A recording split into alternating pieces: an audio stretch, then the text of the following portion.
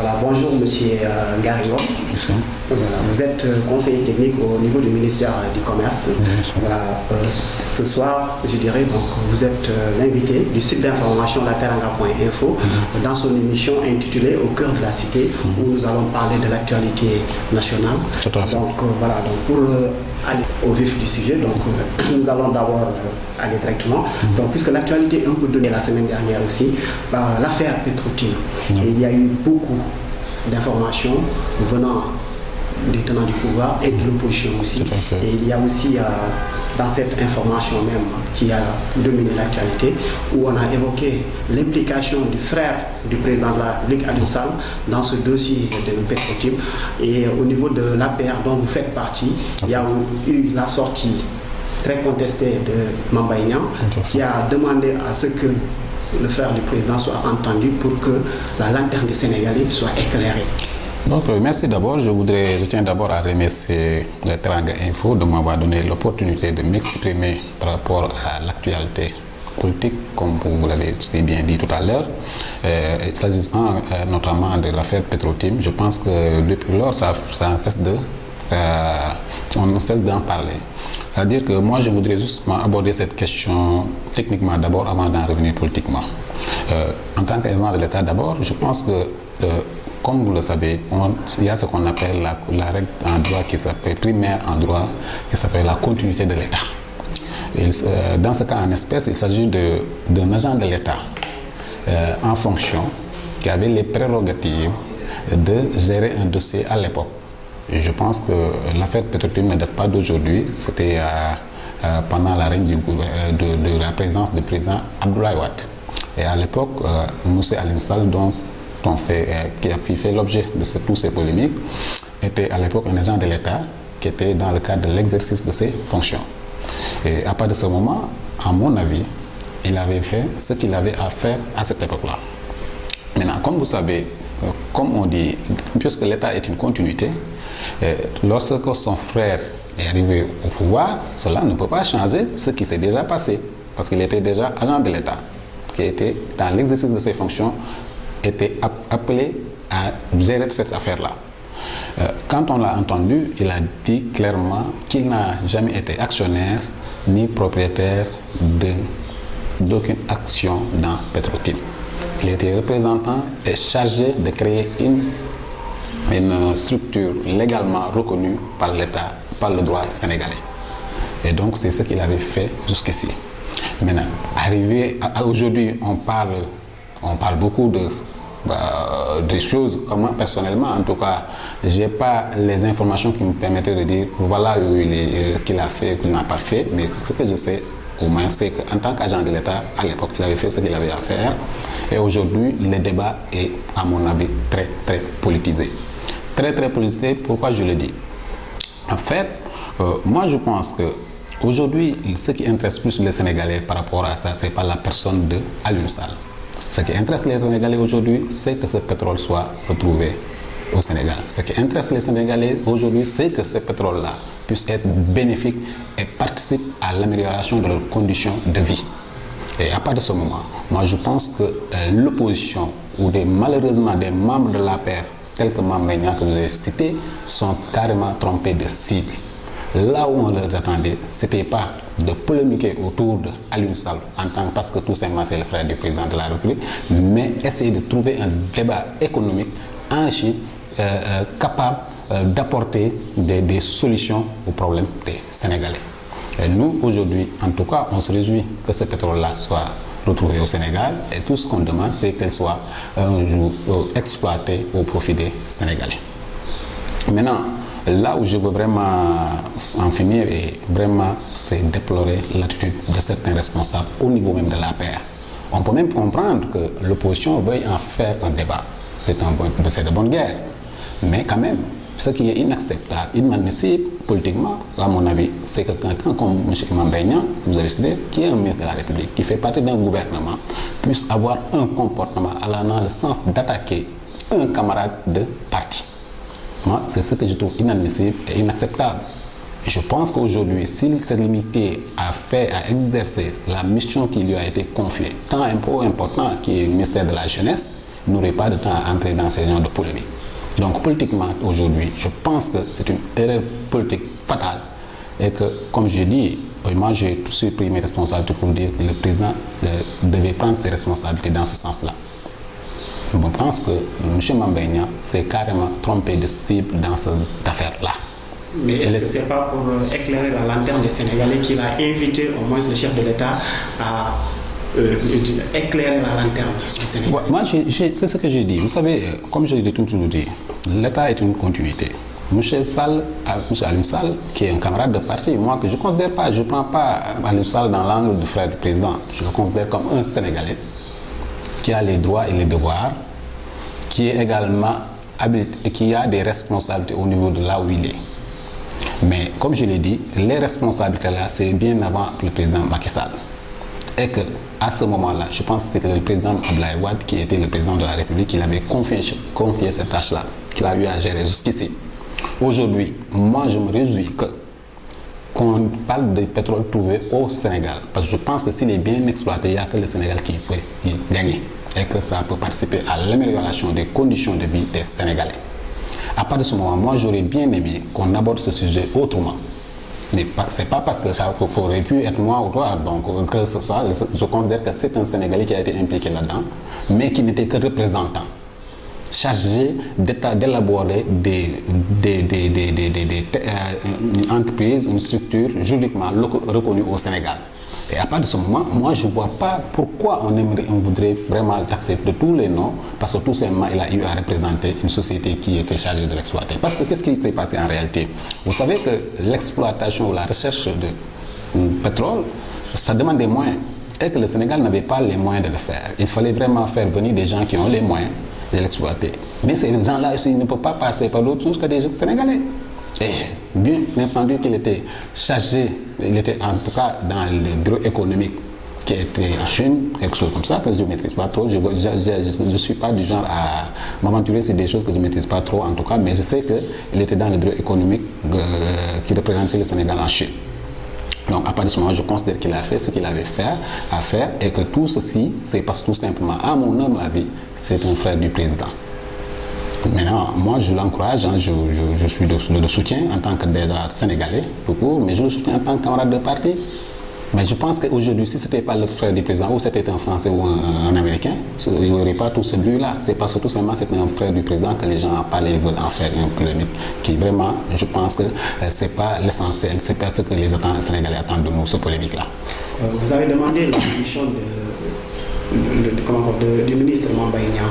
Est-ce que Mame Mbaye Niang n'a pas dit ce que d'autres personnes membres de l'APR ont dit peut-être bas? Non, je ne pense pas. C'est ce que je te dis. Moi, je sais, il y a ce qu'on appelle esprit de groupe, solidarité gouvernementale, même s'il est bien, si bien que dit, on sait qu'Aliou Sall n'est pas membre du gouvernement, mais au moins il est membre d'un parti que nous appartenons.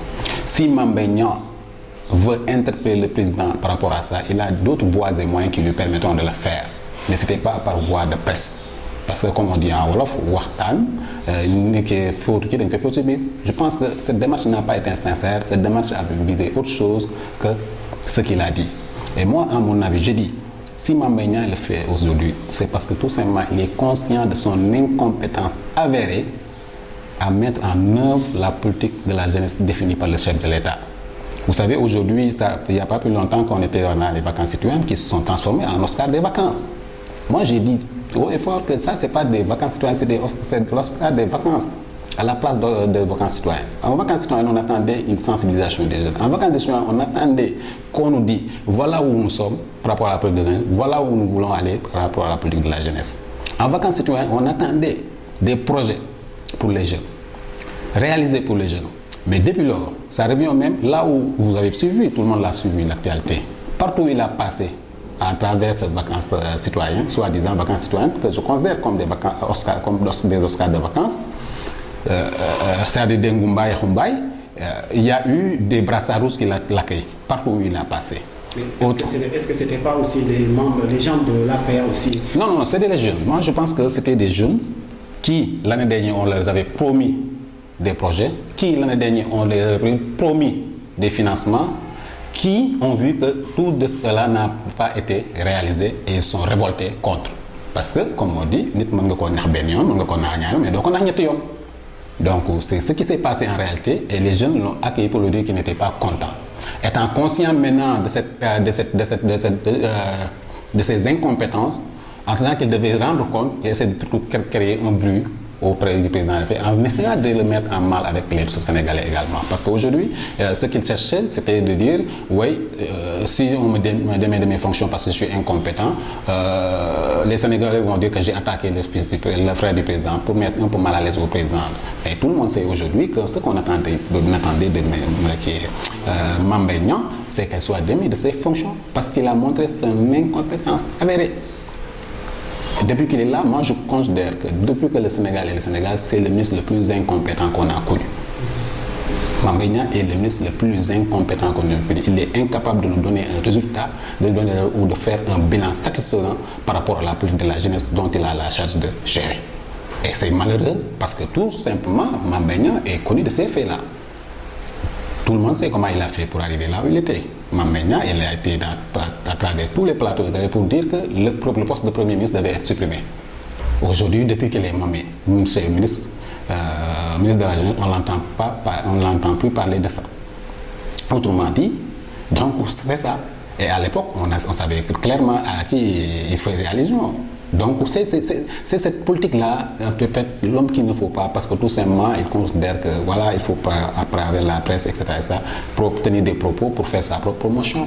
Alors qu'aujourd'hui, on sait qu'il est incapable de nous proposer une base politique, de nous dire que voilà ma base politique. Donc il était très très mal placé pour être un donneur de leçons à ce niveau-là. Mais parlant de l'incompétence de Mame Mbaye Niang, est-ce que ce n'est pas au sein de la paix, les gens de la paix qui doivent s'interroger pour voir par rapport à leur jeunesse, est-ce qu'ils ont au moins des jeunes habilités ou bien compétents pour diriger soit le ministère ou bien les directions, parce que même les directions, certaines directions confiées à des jeunes apéristes, il y a aussi un problème d'incompétence là-bas. Non, mais ce qu'il faut, c'est ce que je viens de vous dire. Moi, je pense que au niveau aujourd'hui de comment le pays est géré, on constate nettement qu'il n'y a qu'au niveau, par exemple, du ministère de la Jeunesse où on ne voit pas de résultats concrets. Il faut d'incompétence du ministre de la Jeunesse, je l'ai dit tantôt. Aujourd'hui, si vous allez au ministère de l'Agriculture, vous voyez tout ce qui est en train de se faire. Vous allez au ministère du Commerce où je suis, vous avez tout ce qui est en train de se faire au niveau des petites et moyennes entreprises, etc., etc. Ils sont tous capables de donner un bilan de mi-parcours. Mais aujourd'hui, dites-moi en réalité, interrogez les Sénégalais pour voir qu'est-ce qu'on a fait concrètement au niveau du ministère de la Jeunesse depuis que M. Mame Mbaye Niang est là.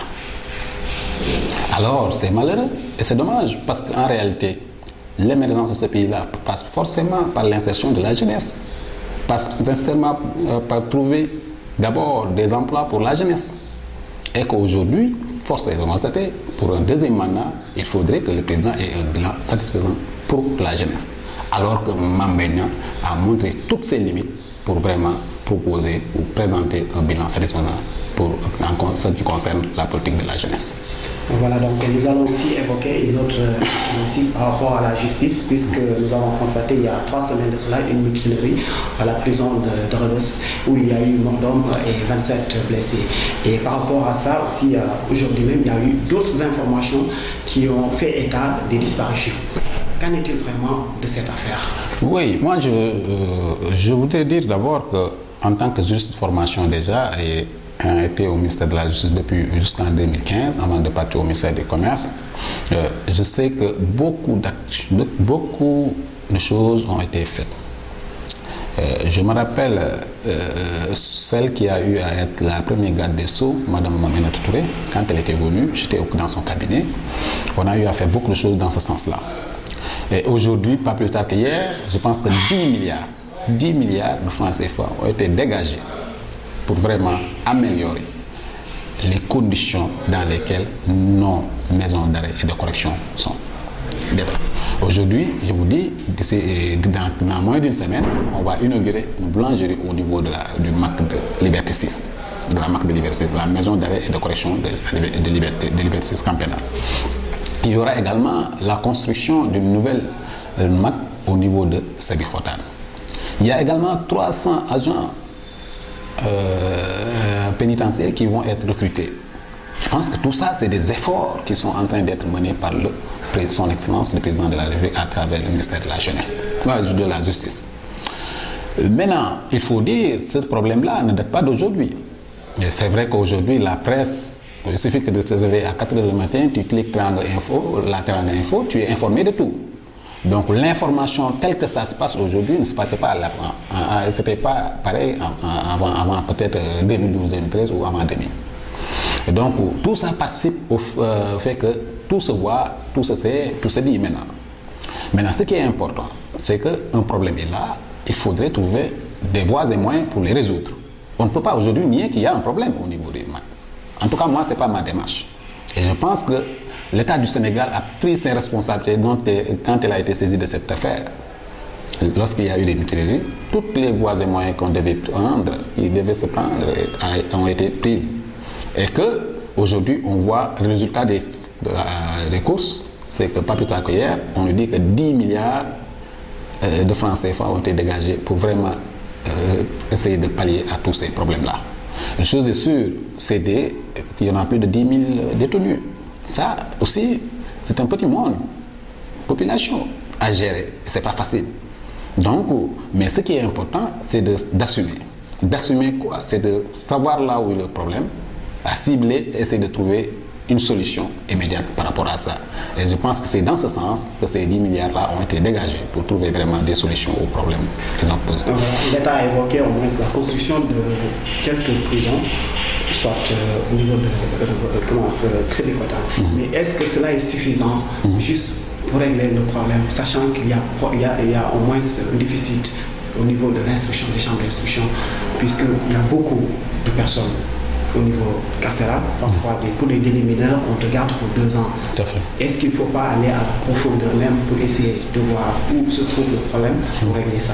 Est-ce que l'État ne doit pas le faire? Oui, mais en fait, c'est-à-dire, vous savez, nous, on a la chance d'être dans un État qui est dans l'action. C'est-à-dire, nous, on préfère travailler beaucoup et parler peu. Je pense que pendant à plusieurs reprises, on nous a taxé de ne pas communiquer. Mais je peux vous dire, je peux vous garantir que moi, étant déjà produit du ministère de la Justice, en tout cas j'y étais, j'ai vu tout ce qui a été fait là-bas. Aujourd'hui également, je dis, ce problème, c'est parce qu'il y a eu ce problème. Mais les problèmes, on les a trouvés ici. Mais ce qui est important, c'est de faire l'état des lieux et de trouver en tout cas des solutions. Maintenant, les solutions, c'est à court terme, à moyen terme et à long terme. À court terme, ce qu'il fallait faire, c'est de vraiment identifier les responsabilités pour assumer toutes nos responsabilités dans ce sens-là. Aujourd'hui, comme je t'ai dit tout à l'heure, 10 milliards quand même, quand on le décaisse, c'est pas pour rien. C'est vraiment trouver des solutions. 10 milliards, si ça rentre quelque part, ça règle à moitié. Parce que je ne peux pas dire que ça règle tout le problème, mais ça peut régler à moitié ou plus qu'à moitié d'un problème. Donc c'est pourquoi également l'État a allé dans ce sens. Mais ce qu'il faut dire, ça c'est des problèmes qu'il faudrait vraiment régler à court terme. Donc c'est un processus. Et dans ce processus-là, l'État a fait, à mon avis, ce qu'il fallait faire, c'est-à-dire trouver des solutions immédiates en mettant sur place un fonds un peu consistant, quand même assez consistant, pour vraiment essayer de réparer à tous ces problèmes-là. Voilà. Nous allons parler un peu de politique avant de terminer notre entretien. Donc ce matin, il y a une information qui circule parlant au moins du couplage des élections locales, législatives pour 2019. Est-ce que le président, on peut dire que donc, le parti au pouvoir et sa coalition n'est pas prêt pour aller aux élections en 2017? C'est pour cela qu'ils essaient au moins d'évoquer le couplage. Oui, mais ça c'est... Vous savez, hein, on dit beaucoup de choses au Sénégal, surtout quand il s'agit de la politique. Vraiment, il faut... Vraiment, mais ce qui est important, à mon avis, c'est de faire la part des choses. Vous savez, dans un État, c'est toute une évolution. Dans un État, quand on a la charge de gérer tout un État, il faut savoir prendre des décisions qui s'adaptent aux réalités. Je pense qu'aujourd'hui, on est dans un pays qui n'a pas beaucoup de ressources. Et qu'il est normal qu'un président de la République, aucun État qui est en charge de la destinée des Sénégalais, essaye de trouver à chaque fois que cela s'impose ce qui serait plus allégé pour nous. Moi, à mon avis, moi, personnellement, je considère que nous dépensons beaucoup d'argent par rapport aux élections. Il y a beaucoup d'élections. De 2013 à aujourd'hui, combien d'élections on a fait? Et ces élections-là, c'est des milliards. Nous ne l'oublions pas. Si on peut arriver à trouver des solutions allant dans le sens de coupler, l'essentiel qu'il y ait des élections et que toutes les règles de l'art soient respectées. Moi, à mon avis, c'est ça qui est le plus important. Que ce soit des élections couplées ou découplées, à mon avis, ce n'est pas important. Mais le plus important, c'est que ce qu'on attend d'une élection, qu'on trouve ces solutions, ces résultats-là. Si on trouve que c'est opportun quand même maintenant de le faire en couplage, tant mieux. C'est le Sénégal qui gagne. Mais ce qui est important, moi je pense que la démarche du président de la République a toujours été une démarche ouverte, une démarche de dialogue, essayer d'impliquer tous les acteurs concernés pour enfin trouver la meilleure solution. Maintenant, c'est vrai quand même, il faudrait quand même cette opposition, en termes de politique, que tous les acteurs acceptent le jeu, de jouer le jeu. C'est-à-dire accepter de jouer le jeu dans le bon sens. C'est-à-dire qu'aujourd'hui, si on les invite à réfléchir par rapport à des questions aussi importantes que couper les élections et qu'ils ne les suivent pas, et bon, on sera obligé tout le temps de prendre nos responsabilités en tant que contrôle de l'État à l'appareil étatique. Mais ce qui est important à ce moment-là, moi je pense que ce n'est que pour le moment des rumeurs, si on peut dire.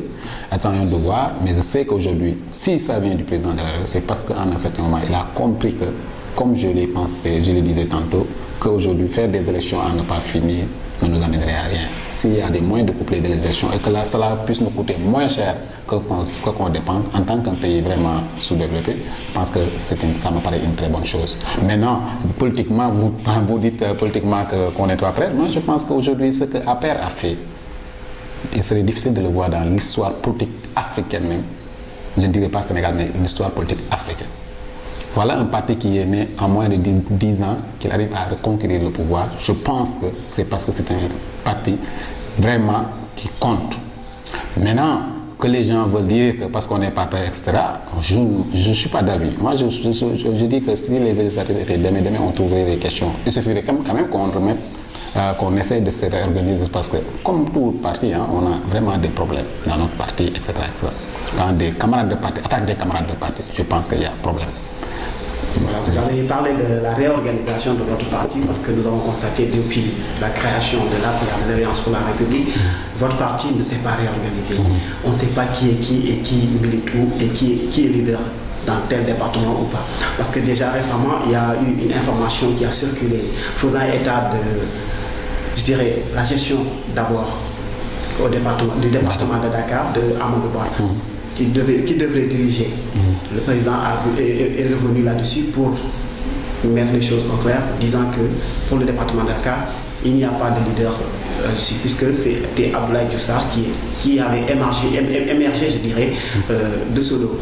Mais récemment, on a eu Amadou Ba. Donc, qu'est-ce qu'il y a lieu de faire pour affronter Khalifa Sall, qui a eu depuis 2012 pris le dessus, 2014 du moins, pris le dessus sur l'APR. Qu'est-ce qu'il vous faut? Mais attends, puisque vous parlez de lui, je veux juste vous dire que celui-là dont vous parlez a été battu pendant les référendums par Mme Aminata Touré à Grand Yoff. Et moi, je suis militant responsable APR à Dakar, donc militant à Grand Yoff. Donc, je pense que les données ont changé, parce qu'on peut bien les dire comme ça. Je pense que les élections au Conseil des collectivités territoriales l'a également confirmé parce qu'il a perdu beaucoup de conseillers qui étaient avec lui.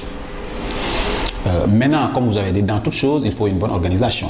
Et c'est vrai qu'on nous avoue que cette organisation nous fait rêver. Et moi, que je dis, que ce soit Abdoulaye Diouf Sarr, que ce soit Amadou Ba, que ce soit Aminata Touré, ils sont tous les uns comme les autres, capables de gérer le département de Dakar. Parce que chacun d'entre eux a eu à faire ses preuves dans ce département-là. Amadou Ba, pas plus tard que le référendum, et c'est l'occasion de les féliciter, vraiment, il est venu gagner les élections là-bas. Il a fait un excellent travail. Parce qu'aujourd'hui, les gens, on ne peut plus tromper les gens. Les Sénégalais aujourd'hui sont très en avance par rapport aux politiques. Des personnes aujourd'hui comme Amadou Ba, vraiment peuvent vraiment coordonner l'APR Dakar à mon avis. Comme Abdoulaye Diouf Sarr aussi, qui est un camarade qui s'est beaucoup investi à Dakar et qui peut beaucoup faire. Vous me direz Mame Mbaye Niang, je te dirai non, parce qu'aujourd'hui, Mame Mbaye Niang, il n'a pas de base à Dakar. Mais je sais que Amadou Ba, Abdoulaye Diouf Sarr, comme Aminata Touré, peuvent tous aujourd'hui coordonner le département de Dakar. Mais nous, on a gagné le Sénégal sans pour autant avoir un coordonnateur départemental. Donc pourquoi on voudrait aujourd'hui nous imposer un coordonnateur départemental?